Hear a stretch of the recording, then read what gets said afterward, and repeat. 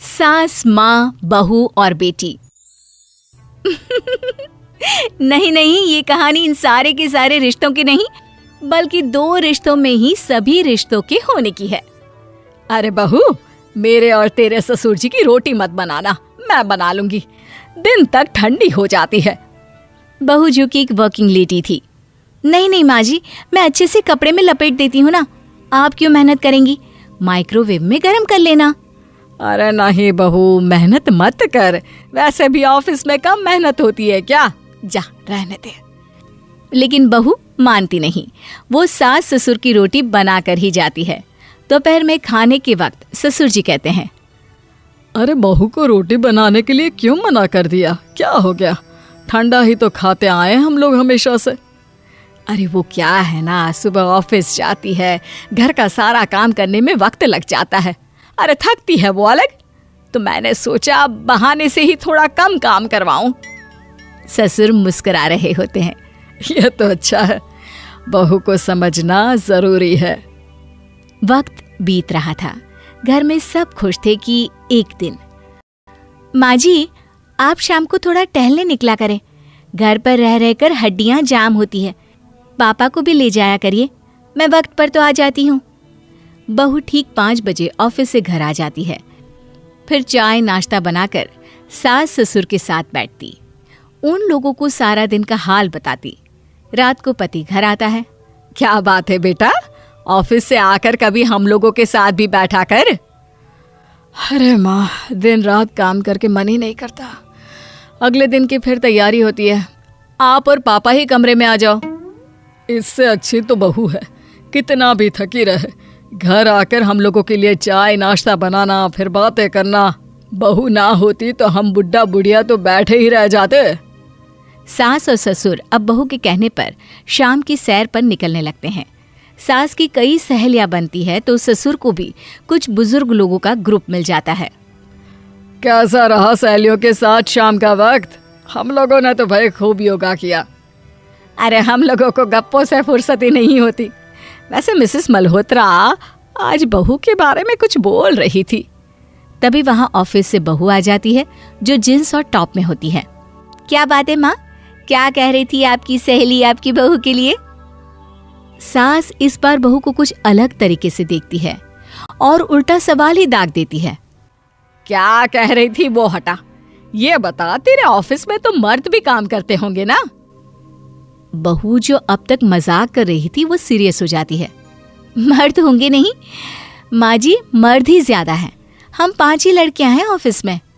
अरे तो अच्छा लगता है क्या ऐसे कपड़े पहनती हो? कल से तुम ना साड़ी पहनकर ऑफिस जाना, और हाँ, शाम का नाश्ता थोड़ा जल्दी बनाया करो, नाश्ता बनाकर बाद में ही ऑफिस के कपड़े चेंज करने जाना। बहू को समझ में नहीं आता कि सास को हो क्या गया है, लेकिन वो कुछ नहीं कहती, सीधे किचन में जाकर चाय नाश्ता बनाती है और सास ससुर को दे देती है। अगले रोज बहू ऑफिस के लिए तैयार होती है तो खूब सुंदर सी साड़ी पहनती है और ऑफिस के लिए निकलने से पहले सास और ससुर के पैर छूती है और निकल जाती है। क्या बात है, आज मेधा के ऑफिस में लग रहा है कोई फंक्शन है। अच्छा, पता नहीं, मुझे तो बताया नहीं, वैसे तो सारी बात करती रहती है। अरे देखा नहीं कैसे साड़ी पहनकर जा रही थी? अरे वो तो मैंने ही बोला है उसे। अरे अच्छा लगता है क्या रोज रोज ऐसे सूट या जींस में जाना? बहू हो, बहू बनकर रहो, और आप भी ना मेधा मेधा मत किया करिए, बहू बोला करिए, सर पर चढ़ जाएगी तो दिक्कत हो जाएगी। सास अब बहू को बहू जैसा रखने लगती है, हर बात पर रोका टोकी, हर बात पर ताने। क्या बात है, आजकल लेट आ रही है ऑफिस से? अरे चाय के लिए भी देर हो जाती है, हम लोग फिर पार्क में भी देर से पहुंचते हैं। सभी की बहुएं वक्त से चाय नाश्ता करा देती है अपने सास ससुर को, बस एक तू ही है जो उस वक्त ऑफिस से निकलती है। माँ जी, वो एक रास्ता पुलिस वालों ने न जाने क्यों बंद कर रखा है, जिसके कारण ट्रैफिक ज्यादा हो जाता है। मैं कोशिश करूंगी कल वक्त से पहले ही निकल जाऊं। ससुर देख रहे होते हैं कि बहू अब परेशान सी रहने लगी है। एक रोज, मेधा, बेटी मेधा। जी पिताजी। बेटा देख जरा कौन सी टी शर्ट अच्छी लग रही है। वो क्या है ना, शाम को सब बदल बदल कर टी शर्ट पहनते हैं, मैं भी सोच रहा हूँ कि आज कुछ अच्छा सा पहन कर जाऊं। हाँ पिताजी, ये सही है। ये लाल वाली ना बहुत जचेगी आप पर। मेरे पापा पर भी डार्क रंग बहुत जचता है। क्या चल रहा है? अरे ससुर के सामने घूंघट तो छोड़ो, ऊपर से रंग बताया जा रहा है टी शर्ट का। अरे बहू, कोई संस्कार दिए नहीं है क्या तेरी माँ ने? बहू इस बार बहुत निराश हो जाती है। वो वहां से तुरंत अपने कमरे में चली जाती है। अब बहू घर का सारा काम करती, ऑफिस जाती, लेकिन साड़ी और सर पर पल्ला लेकर। एक बार पड़ोसन उनके घर आती है। वाह सुमित्रा बहन, बहू का तो रूप ही बदल दिया। ठीक किया, बहू बहू जैसी ही अच्छी लगती है। अच्छा चलती हूँ मैं। पड़ोसन के जाने के बाद सास बड़ी अकड़ के साथ कहती है, देखा मेरा कमाल, कैसे मैंने मेधा बहू को कंट्रोल में कर लिया। अब बारी ससुर के बोलने की थी।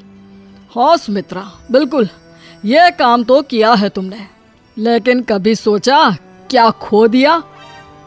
क्या खो दिया? मैंने तो कुछ नहीं खोया जी। खोया है, पहले बहू जब ऑफिस जाती तुम्हारे पैर छूकर तुम्हें गले लगाती, लेकिन अब सिर्फ पैर छूती है। हाँ जी, ये बात तो आप ठीक बोल रहे हैं। पहले घंटों हम लोगों से बात करती, कमरे में ना जाती, ऑफिस से आते ही खुद की चाय, खाना, नाश्ता सब हम लोगों के साथ करती, सारी बात बताती।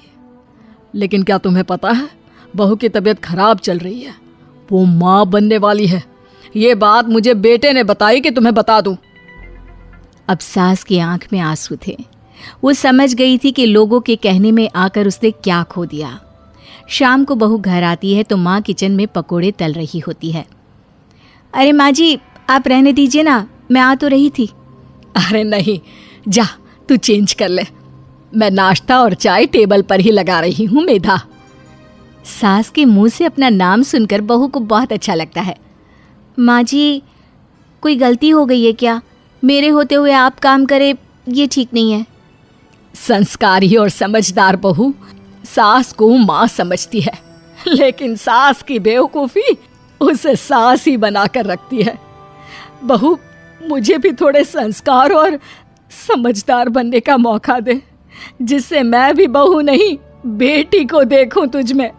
और हाँ, मेरा होने वाला पोता क्या कहेगा कि दादी ने तो मेरी माँ को बहुत परेशान किया। बहू सास को गले लगा लेती है। नहीं माँ जी, वो कहेगा कि माँ को तो दादी ने बेटी बनाकर रखा है।